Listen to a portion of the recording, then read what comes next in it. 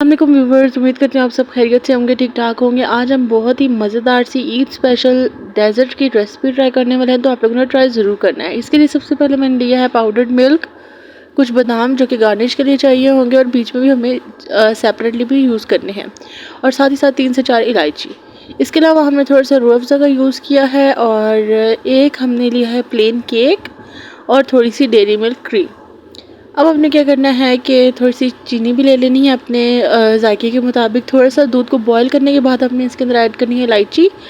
Boil करने के बाद हमने फ्लेम बिल्कुल ऑफ़ कर देनी है, और फिर आपने ऐड करनी है चीनी, और साथ ही जितने इंग्रेडिएंट्स बताए हैं वो सब के सब ऐड करके एक ही दफ़ा मिक्स कर देना है।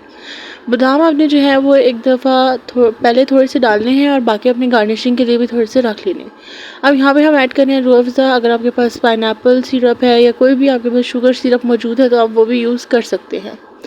अब यहाँ पे हमने दोबारा से फ्लेम ऑन कर दी है, और हम वेट करेंगे कि चीनी इसके अंदर मिक्स हो जाए और ये थोड़ी सी कंसिस्टेंसी जो है वो इसके अंदर आ जाए। अब हमने क्या करना है कि एक बाउल लेना है, उसके अंदर केक्स की लेयर लगानी है। सबसे पहले मैंने एक प्लेन केक की लेयर लगाई है। उसके बाद हमने ये जो बैटर तैयार किया है मैं इसके अंदर ये पोर कर रही हूँ, जिस तरह से आप देख सकते हैं। और अब इसके बाद हमने क्या करना है कि इसके ऊपर हमने एक लेयर लगानी है क्रीम की। अगर आप लोगों को क्रीम ज़्यादा नहीं पसंद है तो आप एक सॉफ्ट लेयर भी लगा सकते हैं, लेकिन ये बहुत ही टेम्पटिंग केक लगता है और बहुत ही मॉइस्ट और स्पॉन्ज बनता है, तो आप लोगों ने ट्राई ज़रूर करना है। अब साथ ही साथ हम क्या करेंगे कि जैसे ही क्रीम इसके अंदर डाल देंगे तो हम इसको फ्लैट कर लेंगे इसके ऊपर किसी भी स्पैचुला या किसी भी किस्म की नाइफ़ के मदद से।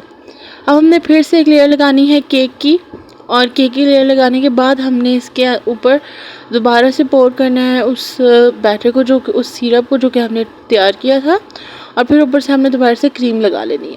इस प्रोसेस को रिपीट करते जाए, जितना आपका डेंस है, जो बाउल है वो जितना डेंस है उतना आप इसको रिपीट कर सकते हैं।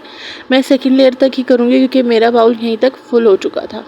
मैं आपको बताती चलूँ कि यहाँ पे जो है वो हमने बादामों की जो है वो गार्निशिंग कर दी है, और हम 3 से 4 घंटे के लिए इसको फ्रीज़ करेंगे। आपने कम से कम इसको 3 से 4 घंटे देने हैं कि ये सेट हो जाए इसके अंदर, और जितने भी इंग्रेडिएंट्स हैं वो अच्छे तरीके से सेट हो जाएँ। इसके अंदर जो हमने सिरप डाला है वो अच्छे तरीके से अब्जॉर्ब हो जाए, और क्रीम जो है वो अपना टाइम लेती है सेट होने में, तो हम उसका वेट करेंगे।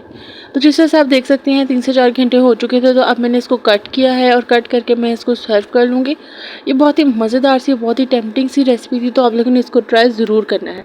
और हमेशा की तरह अगर ट्राई करें तो मुझे कमेंट सेक्शन में ज़रूर बताना है कि आपको इस वीडियो का फेवरेट पार्ट कौन सा लगा। अगली वीडियो लेकर बहुत जल्द हाजिर होंगी, तब तक के लिए अपना बहुत बहुत ख्याल रखिएगा। अल्लाह ताला आपको दुनिया आखिरत की नेकी अता फरमाए। खुश रहें, आबाद रहें और खुशियाँ बिखेरते रहें। फ़ी अमान अल्लाह।